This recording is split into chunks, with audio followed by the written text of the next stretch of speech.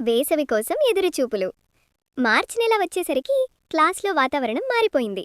గోడల మీదున్న చార్ట్లు అలాగే ఉన్నా అందరికీ ఒకే ఆలోచన: పరీక్షలు దగ్గరలోనే. అర్జున్ తన పెన్సిల్ తిప్పుకుంటూ ఇంక 2 వారాలే, తర్వాత వేసవి సెలవులు అని మిత్రి మీరాతో చెప్పాడు. మీరా నవ్వుతూ, ముందు మ్యాథ్స్ పరీక్ష రాయి, తర్వాత సెలవుల గురించి ఆలోచించు అంది. ఆ రోజు నుంచి అర్జున్ ఇంట్లో కూడా కాస్త సీరియస్ అయ్యాడు. చిన్న టైం టేబుల్ తయారు చేసి చదువు టేబుల్ దగ్గర అంటించాడు. 1 గంట మ్యాథ్స్, 1 గంట సైన్స్, మధ్యలో చిన్న విరామం. సాయంత్రం అమ్మ పండ్లు తీసుకొచ్చేది. నాన్న కష్టమైన ప్రశ్నలు చెప్పి సహాయం చేసేవాడు.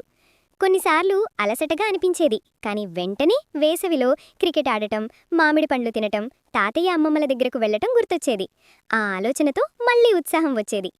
చివరి పరీక్ష రోజు స్కూల్ నుంచి బయటికి వస్తూ అర్జున్ చాలా సంతోషపడ్డాడు.